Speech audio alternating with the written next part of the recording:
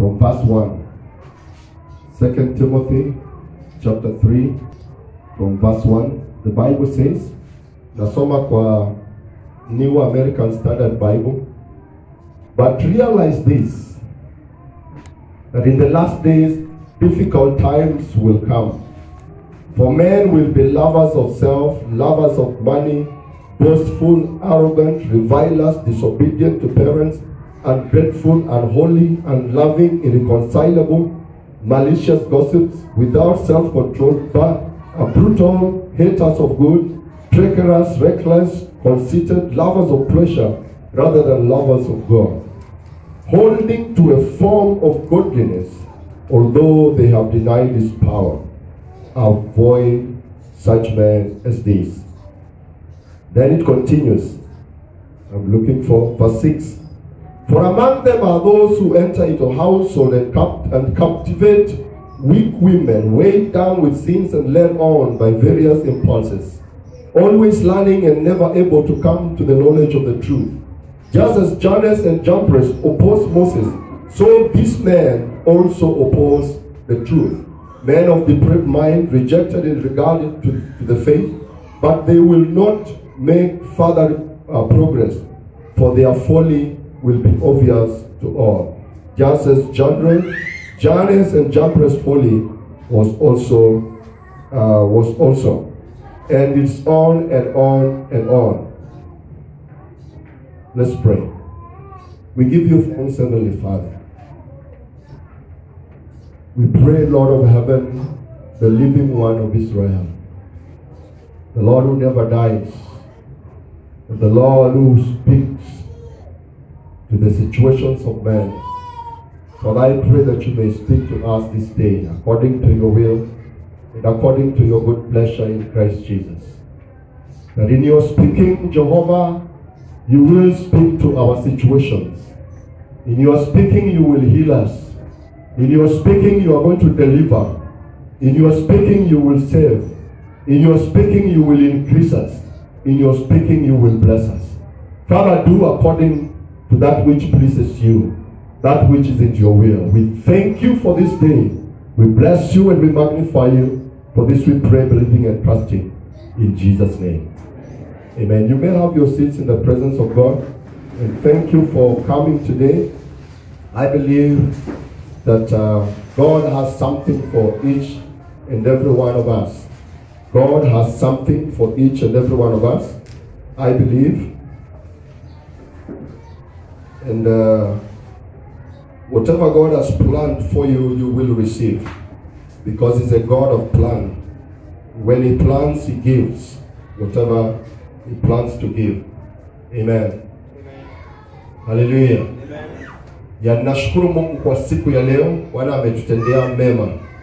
Na ni Mungu mwema kweli. Anatenda mema. Ningependa tuingie katika Biblia zetu na tufuatilie pole vile tumekuwa tukifuatilia. So kama uko na Biblia yako, fungua hapo hiyo chapter ambayo tumefungua ama tumesoma. Hapo katika Kiswahili Biblia inasema, lakini ufahamu neno hili, ya kuwa siku za mwisho utakuwako nyakati za hatari. Maana watu watakuwa wenye kujipenda wenyewe, wenye kupenda fedha, wenye kujisifu, wenye kujiburi, wenye kukatana, wasiotii wazazi wao, wasio na shukrani, wasio safi, wasio wapenda wapenda wakwao, wasiotaka kufanya msuluhu, wasingiaji au wasingiziaji, wasiojizuia, wakali, wasiopenda mema, wasaliti, wakaidi. Hii ni kali. Wenye kujivuna, wapendao anasa kuliko kumpenda Mungu, wenye mfano wa utaua, lakini wakana nguvu zake. Hao nao ujiepushe nao. Tutaachia kwa hapo. Ujumbe ambao ningependa kuleta ni ujumbe ambao angalia kile Paulo, angalia matamshi ya Paulo. look at the vocabularies and the description that Paul is giving these terrible times. He's calling them terrible times. So, I just want us to talk about exhortations concerning apostasy. Ama ile nguvu ambayo tunahitaji kuwa nayo wakati huu wa upotovu. Unakuwa encouraged, exhortation or encouragements that we need to have in these terrible times. That is what I want to bring to you. And I'm not sure whether I'm able to follow what I've written down. I may not be able to follow that. Kwa sababu nataka kuzungumzia kwa dakika kidogo tu. But looking at this chapter, tumetoka chapter 2. Na kuna mambo mengi ambayo tumejifunza kuhusu ministry na kuhusu kufanikisha huduma. Hapa tupo ni huduma. Tupo katika huduma. Na kila mmoja hapa ameitwa katika huduma. Tumeitwa kwa sababu Mungu ako na haja nasi. Na kila mmoja amempa kazi yake katika nyumba yake. Na popote uendapo, Mungu bado amekupa kazi ambayo unastahili kuendelea, ama huduma ambayo unastahili kuendelea na kutenda, kwa sababu amekuchagua kwa sababu hiyo. Kuna sababu Mungu amekuchagua. So, coming to chapter 3, Paul talks to Timothy about terrible times that will come. When did these terrible times start? That is of interest. The terrible times started during the birth of Jesus. Kwa sababu anasema in the last days, and the last days are the days from the day that Jesus was born. So tangu wakati Yesu kuzaliwa ni terrible times. And the terrible times increases in terror as time goes by for Jesus to come back. Hiyo pia unahitaji kushika. Kwamba kuna kuendelea maisha yanapotoka sana, ama watu wanapotoka katika njia za Mungu zaidi, tukielekea kurudi kwa Yesu Kristo, ama tukielekea wakati historia itafungwa. Kwa sababu kuna wakati historia sasa, ambao historia ambayo tunaendelea nayo itafungwa na tuanze upya. Na tuanza upya wapi? Tutaanza upya katika mbingu mpya na nchi mpya. Na hiyo inamaanisha kwamba nchi hii ama mbingu hii ambayo tunaona na nchi ambayo tunaona sasa hivi ambayo tunakanyaga saa hii itakuwa imekunjwa, imeisha. Alafu tuanze historia mpya. Na hiyo historia ni historia ya milele, kwa sababu tutaishi milele. Hakuna wakati itakuwa kwamba wewe umekatizwa, kwamba tumekuzika, ama kuna mahali umelala sasa huwezi kuamka. Hautalala tena, kwa sababu itakuwa ni maisha milele na milele. Ita depend pale umechagua kuwa. But I'm talking about terrible times. This Paul, ninastuka. Preaching on this passage is not easy. Paulo anasema hivi, niseme kwa Kiswahili. Lakini ufahamu neno hili. Let it come to you understanding. Ufahamu neno hili kwamba ya kuwa siku za mwisho kutakuwako nyakati za hatari. Siku za mwisho ni siku gani hizo? Ni siku zile nimeeleza, kwamba tangia Yesu kuzaliwa kuendelea Yesu kurudi na kufunga historia ni siku za mwisho, na zinaendelea kuwa mbaya zaidi tukielekea wakati huo wa kukuja kwa Yesu Kristo. Anasema kwamba zitakuwa siku ama nyakati za hatari, maana watu watakuwa wenye kujipenda. People will love themselves. They will love themselves. There will be people who don't want anyone. They will not want to love anyone else, but love themselves. Watu watakuwa watu wa kujipenda. Watu watakuwa watu wa kufanya nini? Wa kujipenda, wa kupenda fedha, pesa, wa kupenda donge, wa kupenda kipunda ikianguka na sio yake na anaona mwenye kuyangusha, hata mwambia kwamba umeangusha kitu.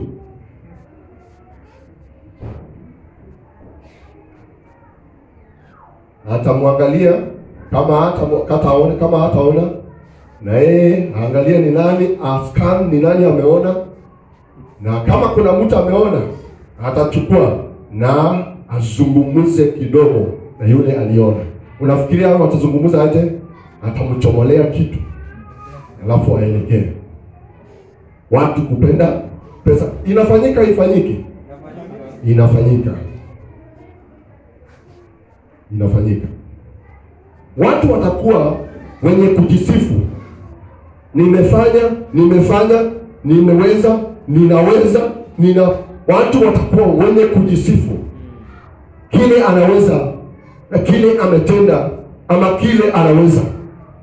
Watu watakuwa wakujisifu. Mimi mkinichagua ama mimi nitafanya, kwanza wanasiasa na siasa zao.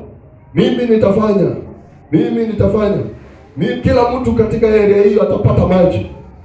Mliambiwa hapo awali kwamba kila mtu atawekewa maji. Kila spot itakuwa na maji. Imefanyika haijafanyika? Haiwezi kufanyika kwa sababu wanasiasa hawajui kusema ukweli. Ninangojea siku ambao wanasiasa atakuja na kuseme kwamba mimi mnichague na nitajaribu kufanya kile naweza. Lakini nitaanza na hii. Na nikikosa kufanya mnichague tena niendelee kujaribu. Hakuna mwanasiasa atasema hivyo kwa sababu anasemanga nitafanya. Haya, watakuwa watu wa kujisifu, wenye kiburi, wenye kutukana, wasiotii wazazi wao. Kuna watoto siku ya leo hata kusikiza mzazi hawezi. Sijui wewe uliongea na mzazi wako lini. Kuna watu wanakaa hata mwaka moja hajapiga simu ama ajulikani yako wapi. Kuna yule anakaa hata mwezi moja, hata miwili ama misita hajajulisha, hajaongea hata na mzazi kuuliza mzazi uko aje. Ama anakaa miezi 6 hajatuma hata 200 peke yake mama kunywa chai ya sukari ama baba kunywa chai ya sukari. Wenye kutotii wazazi, wasiotii wazazi wao, wasio safi, wasio na shukrani wako. Mtu unapatia mtoto, unapatia kitu ama mtu unampatia na ameelekea. Saa hii wazazi si mmelipa fees. Inawezekana ulilipa ukapeana receipt, sivyo? Uliambiwa shukrani. Hukuambiwa. Ni wakati huu zimefika. Mzazi una sweat. Bwana Amos, unatembea nchi, unaleta kitu. Lakini mtoto ataichukua tu na aendelee. Sisi inafanyika. Mwanasiasa atakufanyia kitu, of course pia tunastahili kuona shukrani. Na muweze kuona kwamba amefanya. Mnasema kwamba huyu alisema. Of course alisema uongo, lakini kuna kitu alifanya. Shukuru kile amefanya. Watakuwa watu wakali, wasiojizuia, wazingatiaji ama ni wasingiziaji. Wasiopenda mema, wasaliti, wakaidi. Sijui ni hawa ni akina nani. Wenye kujivuna, wapendao anasa kuliko kumpenda Mungu. But come to verse 5. Is it verse 5? No, verse 5 bado inasema wenye mfano wa utaua. That is what I'm looking for. Watakuwa wenye mfano wa utaua, but denying the power thereof. The Bible says in the English version that having a form of godliness but denying its power have nothing to do with them. Hallelujah. Have nothing to do with such men. We are living in terrible times. Tunakaa nyakati za hatari. Nyakati hizi ambazo tunakaa ni nyakati za hatari. Na hao ambao Paulo anaeleza hapa wako katika nyumba hii, wako katika dunia hii ambayo tuko, wako katika area hii ambayo tuko, wako katika ni ndugu zetu, ni dada zetu, ni wazazi wetu, wako katika dunia hii, wako katika Kenya hii, wako katika Nairobi hii, wako. I do not know whether you understand that there are brothels in this nation.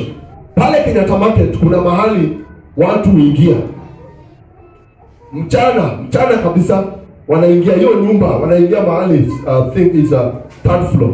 Kuna mahali wanaingia tu na vituko zile zinafanyika hapo, ni vituko za hatari sana. Kuna mahali pengine unaingia on a Friday tukitoka practice tunapitia, unaona vile vijana, ama wakati tulikonga na kesha, unaona vile vijana wanaingia mpaka saa 6. Wakati ule ilikuwa Mutungo alisema mpaka saa 6, na unaona kile kinafanyika. I do not know whether you have gone to Mombasa na unajua Likoni Drive. Those who drive Amos lazima anajua Likoni Drive pale iko. Sio kwa sababu ni mwenyeji wa huko, ni kwa sababu ya sifa ama opposite ya sifa ni sababu sio sifa. Kiswahili mimi ndio nimepungua Kiswahili, ama Kiswahili ndio kipungufu, but sifa za huko, mambo ambayo yanafanyika huko Likoni Drive. There are some clubs kwa hiyo line ya show. That is like the gate of hell. Ziko wapi? Hapa Kenya. I'm sorry to say this, Bwana Eric Omondi, but as I was going through my Facebook, niliona video ingine, najua mmeiona video ingine, mtu mkubwa kama Eric Omondi anacheza na wasichana wawili ambao wako uchi. Najua mmeiona, iko kwa Facebook, iko kwa mtandao. So we apologize that we are mentioning you in our service.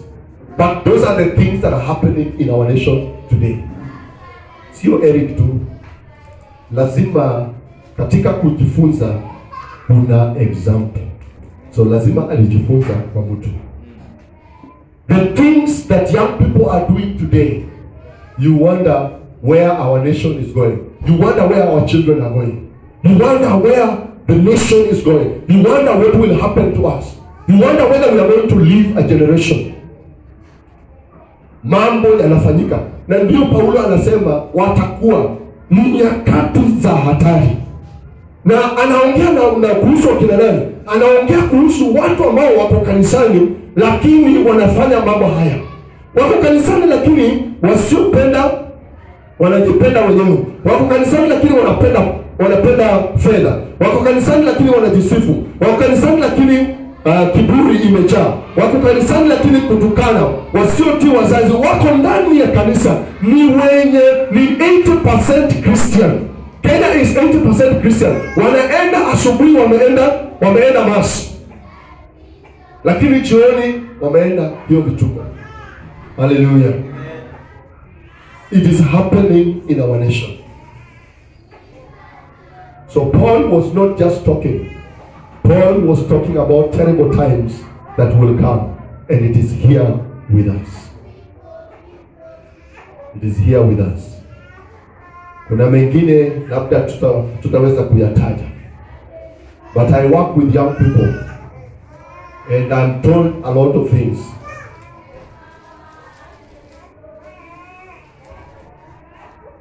There is a lot that is happening in this Nairobi. The other corona time, wakati kulifungwa, kuna wasichana walipotea. Mnakumbuka? Na wakati walipatikana wapi? Wamepotea, walipatikana kilometers and kilometers away. Walikuwa pamoja bado. Na vituko zile walikuwa wamefanya. It is happening today in our generation. Wewe ukiomba hapa kanisani, kuna mtu kwa wakati huu amelewa chakari, kwa sababu ndio siku yake ya kufurahia Mungu. Siku ya kufurahia nani? Mungu. Vile Mungu amemwezesha. Amelewa kweli. Kuna mtu sahi tunaongea, kuna mtu anapigiwa ramzi. Inaitwa ramri. Ya kuna mtu anapigiwa kwa sababu na amepeleka ng'ombe ama amepeleka mbuzi. Kwa sababu kuna kitu anataka kufanya. Ama kuna jengo anataka kujenga na anazungumza na yule amwambie kwamba amtengenezee hiyo jengo, kwamba hiyo jengo italeta watu. Na kile kitafanyika katika ile jengo unashangaa. There are some buildings that you should not be part of. Hallelujah. Amen. Ukitaka kukaa, fanya research kidogo, nani mwenye ile nyumba. Hallelujah. Amen. There are some places when you go there, wewe ni a disturbance, like the Muslim houses. Akijua tu wewe ni mtu wa muombaji, atakwambia asante ndugu, wewe hama tu, hata usilipe hii nini, chukua hii yako ile deposit, wanakurudishia mwenyewe kwa sababu unamsumbua. Na pepo zake hazitulii kwa sababu ya yule mtu. Niliambiwa story moja na mama moja. Alienda kufunza pale Karatina. Ni kwamba mwanafunzi ndiye anaanza maisha, sasa amepata kazi hapo. Na ile plot alienda, kulikuwa na nyumba moja. Haikuwa inakaa mtu anaingia hivi kidogo, 1 week amesarenda ameenda. Mwingine anakuja amesarenda ameenda. Mwingine, so wakati aliingia hiyo nyumba, aliambiwa hii nyumba watu wakai. Akawaambia kwamba wakai kwa nini? Nitakaa. Kwani mimi ni nani? Na alikaa. Kwa sababu ile nyumba ilikuwa na mapepo. Ndio zilikuwa zimefugwa. Hallelujah. Nani aliwafuga? Mwenye nyumba. Mwenye nyumba ni wa kanisa gani, wa dini gani? Ni Mkristo. Hallelujah. Having a form of godliness. Going to church very early. Going to church, kama kuna wenzetu ambao ni wazuri sana kwa keep time. Sisi hapa hatujui keep time. Na nasema kwamba tukutane saa 3. Saa 3 hakuna mtu.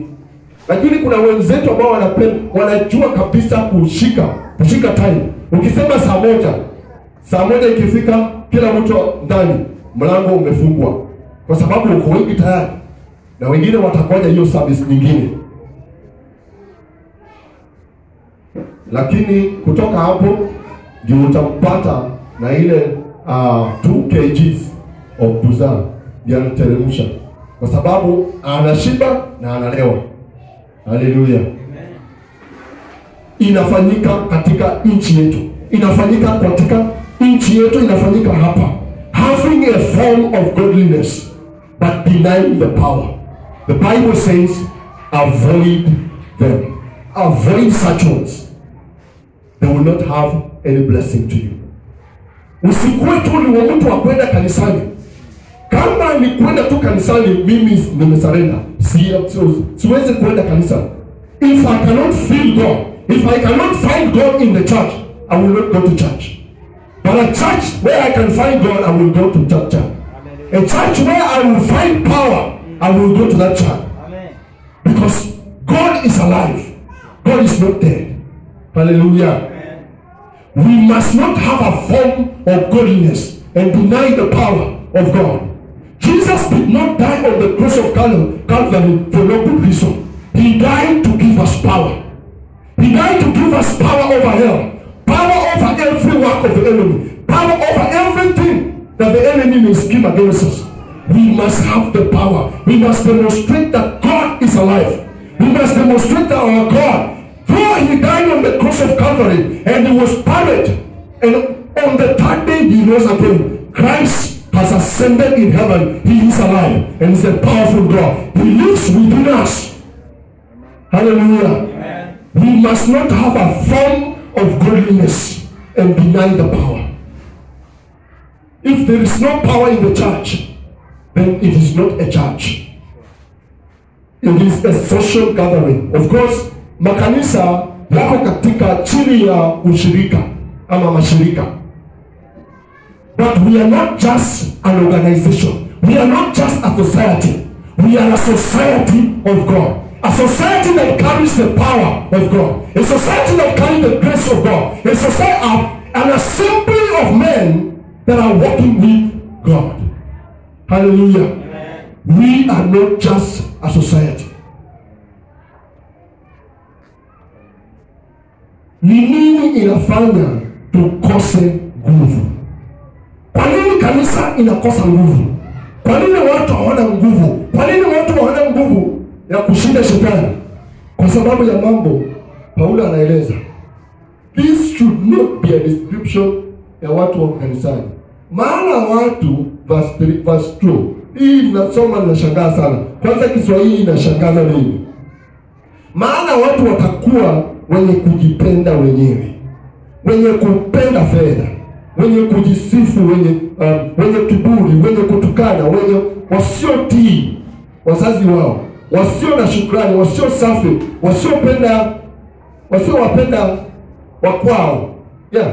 Wanachukia wakwao. Wanachukia wakwao, wanaenda wanaleta kamote kwa ajili yao, waangushe. Wasiowapenda wakwao, wasiotaka kufanya suluhu. They don't want to solve anything. Hawataki, wanataka mambo yaharibike zaidi. Wasingiziaji, wanasingizia mambo. Wasiojizuia, wakali, wasiopenda mema, wasaliti, wakaidi. Unajua wakaidi ni wakatili. That is a description that Paul is giving to the people of the church. No, we must not be part of that description. That description denies us the power of God. Hallelujah. Amen. But the moment we walk in holiness, like chapter 2 from verse 19 imetueleza, then we can see the power of God. Hallelujah. Hakuna jambo ambalo litatushinda tukiwa na Mungu. Tukitembea na Mungu hakuna jambo litatushinda. We will not walk like a church. We will walk like the church of Jesus Christ. Hallelujah. Tutatembea kama kanisa. Tutatembea vile kanisa ya Kristo inastahili. Hallelujah. Amen. It is my prayer that the Lord will cause us to walk in His will. That God will cause us to seek His face. There is power when people walk with God. Remember Joseph. Yusufu ameuzwa, akauzwa na wenzake, ndugu zake akamuuza, akaenda Misri. But that guy had God. And every time he walked, because he walked with God, every time there was a problem, God fought for him. Hallelujah. Elijah the Tishbite. Elijah the Tishbite, Biblia inasema kwamba akazungumza na akasema kwa neno langu vile nitasema hiyo itakuwa. Na alisema kwamba hakutakuwa na mvua wala umande. Hakukuwa nayo for 3.5 years. And when he spoke again, the rain came. That is the power. And the Bible says Elijah was just a man like we are, but he had the power because he walked with God. Hallelujah. Hawa wengine, hawa manabii wa uongo ambao tunafuata sana, kwa sababu tunataka kuona nguvu. Sisi tunataka kuona nguvu, tunafuata mambo ya manabii wa uongo, tunawafuata. Hawa wengine walijaribu. Elijah alikuwa anawaangalia tu wakiitana. Elijah akakuja akamwambia, ndugu zangu, muendelee na kuitana, labda Mungu ametembea kidogo, labda Mungu ameenda msalani, hatakuja. Wakaendelea na kuitana, wakaendelea na kujikata. Mungu hakuja, moto haikutokea. But when Elijah called on God and said, God of Abraham, God of Isaac, and God of Jacob, ijulikane leo kwamba wewe peke yako ni Mungu. Moto ilikuja. He did not call them to worship. they started worshiping. They started bowing, saying, Yahweh Elohim. Yahweh Elohim. And everybody they were just going, Yahweh Elohim, Yahweh Elohim, Yahweh Elohim, Yahweh Elohim, Yahweh Elohim. And they worshiped the Lord. They were not called for worship. They just worshiped. When they found that there is a God who is alive, they started worshiping. When people meet with the God of heaven, when people meet with the God of heaven, they will worship him because he's a God that is worthy of worship. Na hiyo ndio Mungu alitutengeneza tufanye. Mungu hakutuumba turuke tu. Mungu alituumba tumwabudu yeye. Hallelujah. When people meet with God, they will worship him. You will not be called, oh, now worship him, or now lift your hand. Now, when you meet with the God of heaven, it forces you, and you cannot, it forces you to go down to worship him. Hallelujah. We must not have a form of godliness. We must have godliness. When we have godliness, the power thereof will be there.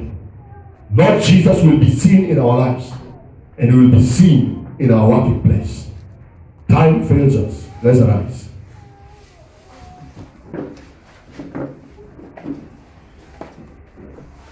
It is 3 minutes past the time that I told you, but we will end it at that point. Amen.